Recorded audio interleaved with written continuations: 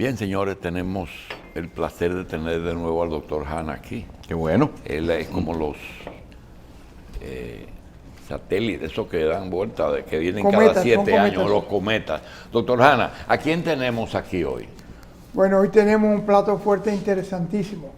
Tenemos al señor Nate Jones, que es el presidente y CEO de la compañía Xlear, que trae el atomizador del que queremos hablar, y al doctor Gustavo Ferrer, que es aquel doctor cubanito que te ayudó a salvar la vida cuando tú estabas Sí, este es mi pegado. médico en el exterior. Así, que ahora es tu médico favorito. Sí. Y que es el hombre que está promoviendo el uso y la comercialización, no solamente uso, comercialización también, de un aerosol, un spray, que puede detener la infección y si estás infectado puede que en 3 o 4 días elimine la presencia del virus en las fosas nasales.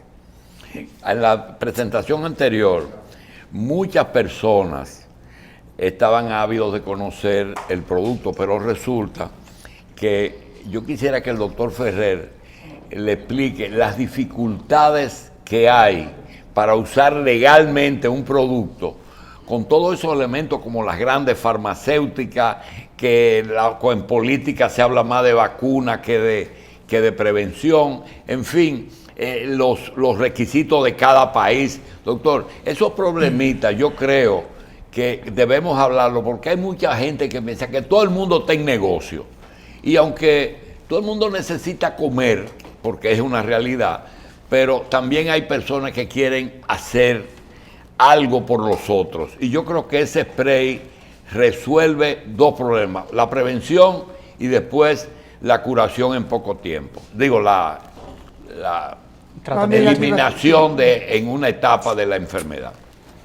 Sí, mira, efectivamente, todos los países tienen regulaciones de cómo registrar medicamentos y cómo llevarlo al público en el proceso de registro sanitario. Es un proceso que es necesario pasarlo y que se revise que las prácticas de fabricación son las correctas, que el proceso que se está llevando es el correcto. Yo creo que eso es completamente normal, es bueno y es necesario en todos los países. Lo que la pandemia ha probado es que la mayoría de los países no tenían una estructura para responder y revisar rápido productos y medicamentos que pudieran tener la capacidad de ayudarnos en este proceso de la pandemia. Lo segundo que ha resaltado la pandemia es que esta pandemia vino a llegar en un momento histórico en el que todo el mundo tiene un teléfono y es reportero, los expertos ya no se respetan y cualquiera puede dar una opinión en cualquier medio de prensa y esa opinión se toma como válida sin tener un sustento sólido. Y lo que ha ocurrido es que se ha mezclado profundamente mundialmente la relación de los movimientos políticos con las decisiones sanitarias. Y ahí es donde hay un grave problema, porque el enfoque que se ha llevado en los países líderes, especialmente en Estados Unidos, es el enfoque de la vacuna o de crear una vacuna, conociendo que es un proceso altamente largo, complicado y que pudiera traer complicaciones serias si no se hace de una forma organizada. Pero mientras se espera o se llega al resultado de una vacuna, históricamente lo que se ha hecho es un proceso que se llama reformular. En ese proceso, lo que se toma cualquier producto o medicina que esté en el mercado, que se sepa que son eficientes, que ya sean probadas, que son buenos para una función, y si te dan resultado en contra del virus, es más fácil aplicar ese tipo de productos. Ese proceso se opacó enormemente durante los primeros 6 meses de la pandemia.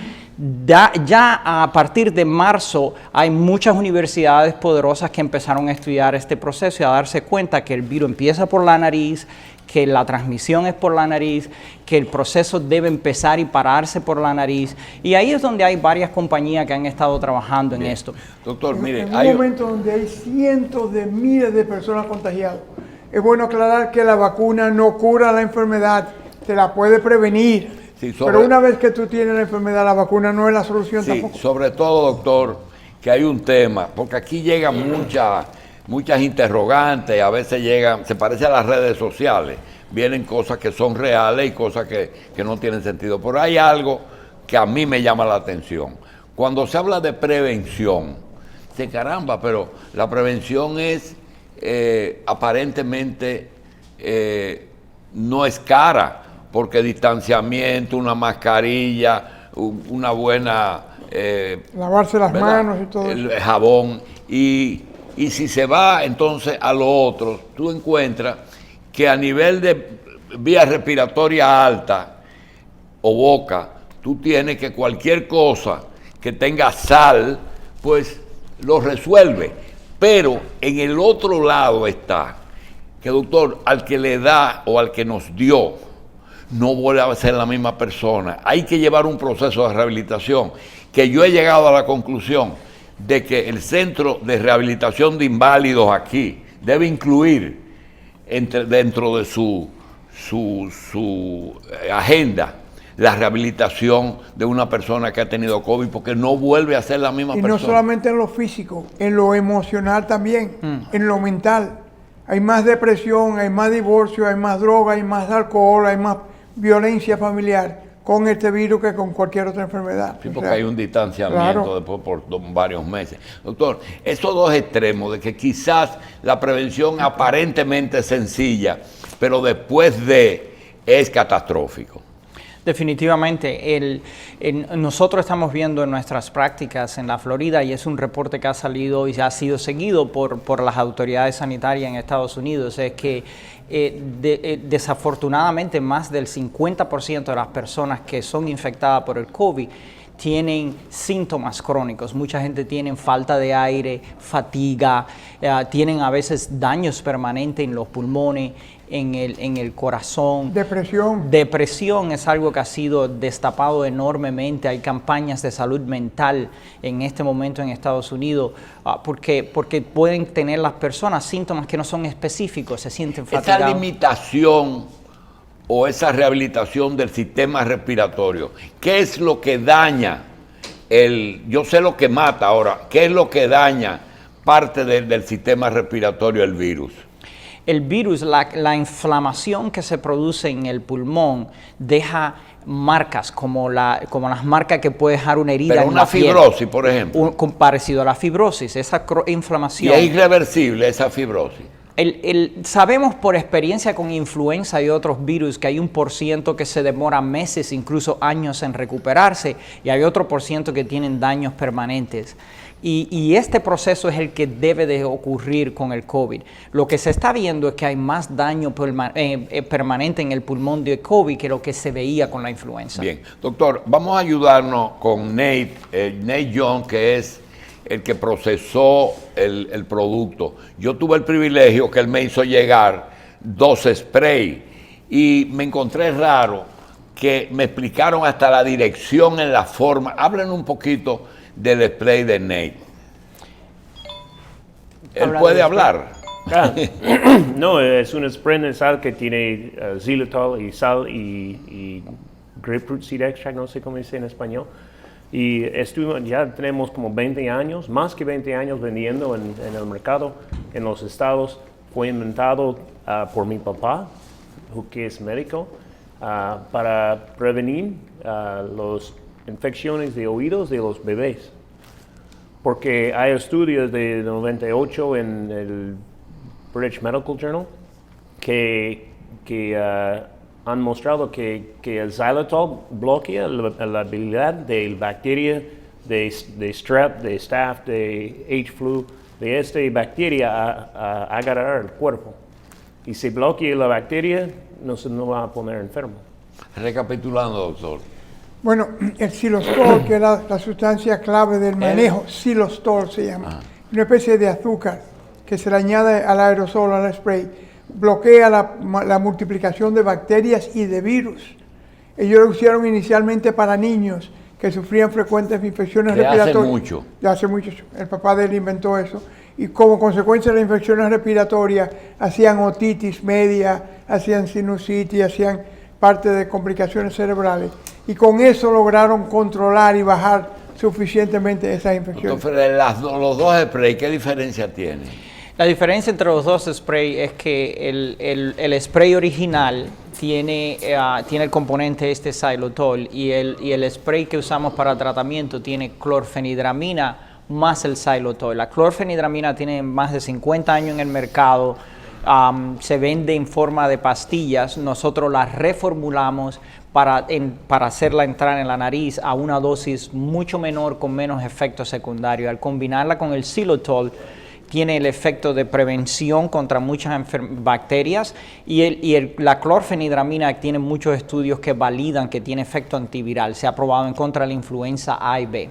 Aunque no es una clase de anatomía y fisiología, las fosas nasales tienen no solamente que van al pulmón. ¿Cuáles son las áreas en que ustedes dicen, ponte el spray en 90 grados o en 360? ¿Cuál es el objetivo? Sí, mira, es una excelente pregunta. En los últimos 24, 25 años ha habido un movimiento mundial de tratar de usar las fosas nasales para poner medicinas, incluso vacunas.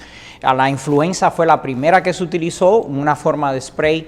¿Por qué? Porque las fosas nasales tienen muchos vasos sanguíneos y es un sitio donde se puede absorber con facilidad cualquier medicamento. El reto grande que han tenido es un reto de ingeniería. ¿Por qué? Porque no es normal para las personas, no era normal ponerse algo en la nariz, y mucha gente se lo ponían en la punta de la nariz, no lo ponían muy adentro y la dosis variaba. En el Porque se puede quedar con los pelos o algo que están. Efectivamente. Hace la función del polvo. Efectivamente, no penetraba lo suficiente. Y entonces eso se trata de que vaya a dónde. En el 16 la vacuna de la influenza falló por esa forma. Y en este año se terminó un estudio precisamente donde se prueba que hay que ponerlo 45 grados en proporción a la cara, 45 grados en proporción a la cara y penetrarlo aproximadamente 10 milímetros dentro de la nariz, y eso garantiza que vaya donde están los vasos sanguíneos. El doctor Hanna nos puede ayudar en esto. Normalmente nosotros recordamos que cuando una persona tenía un dolor de pecho, le poníamos una pastillita de nitroglicerina debajo de la lengua. Después vino el problema del VIH y teníamos la experiencia de que las mamás le ponían supositorio para bajarle la fiebre a los niños porque, doctor, las mucosas rectal, bucal y nasal son las tres más... que absorben. Y tanto como la conjuntiva. Y más que la conjuntiva también, porque la superficie es mucho más grande. Uno no se da cuenta de la dimensión que tiene la nariz por dentro y son dos. Sí. Su vecindad con el cerebro. Hay una lámina finita ahí que se llama lámina cribosa que separa la nariz del cerebro de unos milímetros. Sí, pero usted cuando va a un paciente a consultarle algo del corazón y usted le va a poner una dosis, a veces usted le pregunta si está echándose gotas para el glaucoma. ¿Qué conexión tiene una gotita con un daño cardiovascular? Mira, para el glaucoma se usa y se usó y se sigue usando un bloqueador beta-adrenérgico, similar al que se toma para la presión y para regular la textura de los vasos sanguíneos. Esas personas que se ponen una gota toda la mañana frecuentemente se quejan de fatiga fácil, de ansiedad, de depresión y de que no pueden trabajar lo que querían trabajar, porque el beta-adrenérgico convierte tu motor de 6 en uno de 4. Y no se lleva a cabo la misma finalidad, no logra el mismo Doctor Ferrer, yo creo que usted le pregunte a Nate, ¿cuándo el laboratorio tendrá el producto ya autorizado para usarlo? Porque es que los televidentes me asedian mucho, quieren el producto. Yo le puedo contestar en algo. Sí. He's asking about when we're going to have it available. Por aquí. Aquí. Estamos trabajando de hacerla y esperamos que muy rápido, pero estamos hablando con el gobierno. Presentamos la documentación La reglamentaria. permisología en Santo Domingo para todo es difícil, tú lo sabes. Sí, pero en el caso hay una excepción, y es que cuando llegó la pandemia, las autoridades de salud decidieron reglas especiales en casos de medicamentos que comenzaron a mencionarse. Lo hicieron con el VIH. Sí. FDA comenzó a probar medicamentos todas las semanas para contra el virus porque había una crisis grande. Ojalá sucediera lo mismo aquí con eso. Bien, pero hay que llenar todo, ¿verdad? Sí, sí. Ya todo se presentó y estamos esperando que nos den respuesta. Y es cierto que el que cura, el que me mandó Nate, que es blanco, ese producto mata el virus en el lugar, en la parte alta, los días que esté ahí. Sí, la ventaja que tiene al combinarlo con clorfenidramina es que tiene efecto antiinflamatorio, es un antihistamínico que se ha probado que tiene efecto antiinflamatorio, baja la inflamación de las fosas nasales y ayuda a penetrar los dos componentes que se han probado que matan el virus y que bloquean la entrada a la célula. Ayer nosotros sacamos el primer estudio de los primeros pacientes que se estudiaron en la Florida, ayer fue publicado, donde se muestra que cuando hacen el tratamiento en 4 días ya no tenían síntomas esos pacientes que se estudiaron en la Florida y tenían el primer PCR negativo, se le hizo en 24 horas y ya lo tenían negativo. Esto es más complejo. Ayer tuvieron una conversación cuatro médicos que tuvieron el problema de que padecieron de la enfermedad hace 5 meses quizás, es decir, al principio. Y las reacciones, de los 4, 2 les repitió. Entonces nosotros queremos hablar de, ellos nos dicen por qué no repitieron. Otro dijo, yo me hago regularmente una prueba semanal de anticuerpos, no sé a qué se refería eso. Voy a un laboratorio y veo si tengo o no defensa. Uno de los otros dijo, yo me lo hago y no tengo nada de defensa, estoy expuesto. Y la tercera es el problema de la rehabilitación. Esas fueron las 3 cosas. Háblenos de las defensas, doctor. Mira, todo el mundo sabe que el sistema inmunológico del ser humano es un sistema bien equipado con sus elementos militares de control y el seguimiento. Tú te infectas hoy de una sustancia y a partir de 7 u 8 días comienza a producir un anticuerpo que se llama IgM, M grande. Eso quiere decir que la infección ha sido reciente, eso dura 20 o 30 días y desaparece. Pero después, inmediatamente después de eso comienza la llamada IgG. La IgG se queda en tu cuerpo como la cicatriz del apéndice que te operaron hace 30 años, pero está ahí. Lo que no sabemos pero todavía... esa cicatriz no tiene ningún efecto en tu vida no, ya. Pero está ahí el IgG. O sea, te dice que tú tuviste un contacto con ese virus. Lo que no se sabe todavía es cuán bueno es el anticuerpo con relación al virus en cuanto a la prevención de recaídas y eso. ¿Qué quiere decir carga viral? ¿Cantidad de virus que enferma o hay una cantidad pequeña que con el spray no se mata y que tampoco te va a seguir de camino? ¿Es así? Bueno, la carga viral es el volumen de replicación del virus, o sea, de multiplicación. So, un virus o un grupo de virus entran en las fosas nasales y encuentran el ambiente perfecto, húmedo, caliente, el hotel perfecto para ellos. Y ahí se replican, se multiplican a una velocidad completamente enorme. En segundos, verdaderamente en segundos es la replicación de los virus. Lo que no se sabe, lo que depende de la persona, del huésped, ¿cómo va a ser la respuesta a esa carga viral? Hay personas que pueden tener billones de virus en las fosas nasales, pero su sistema inmunológico, como dice el doctor Hanna, es fuerte, tiene una guerrilla bien fuerte y es capaz de detener esa carga. Pero hay otras personas que sus defensas son más bajas y solo necesitan una pequeña cantidad de virus para que desencadenen la enfermedad. Es imposible. La carga viral no es un término nuevo. Desde el VIH se está midiendo carga viral, hepatitis B, hepatitis C, todos los virus producen una carga. Pero hay un enemigo que aparentemente viene a ayudarnos, que es gente que trata de ayudarnos, te manda una cantidad de información que prácticamente te pone desinforma, a un... te desinforma. Por ejemplo, te dicen la rehabilitación del que lo tiene. Doctor, le digo que ni siquiera la caquexia en un cáncer te hace rebajar tanto y te elimina tanta masa muscular y grasa como esa enfermedad en un mes. Efectivamente. ¿Qué es lo que produce ese mecanismo?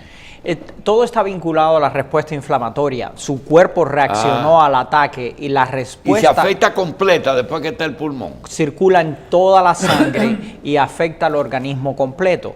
Y puede producir daños en cada órgano que se deposite ese impacto inflamatorio. El pulmón es el filtro. Y te dicen, si regularmente tomas vitamina D, tienes ventaja. ¿Eso es cierto?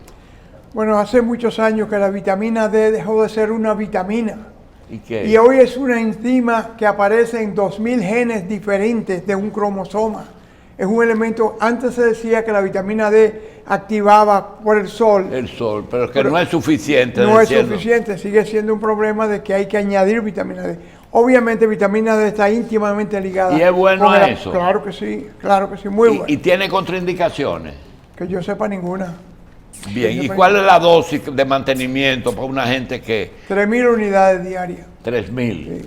Bien, doctor. Para una gente que vive en el trópico. Si tú estás en Islandia o en Dinamarca, posiblemente necesitas... Porque hay menos sol. Hay vitamina D que salió al mercado de 100.000 unidades semanales Bien. para gente que vive donde no hay sol. Aunque el doctor Gana no lo tuvo, sí se podía responder esto mejor. Doctor, ¿se puede volver a tener una anatomía y fisiología regular, normal, después de haber pasado esto? ¿O es muy difícil? Todo depende a qué edad te da. Si te da COVID cuando tú tienes 25 años, tu capacidad de respuesta es mayor. Obviamente, envejece bien el que vive bien, pero todavía envejece.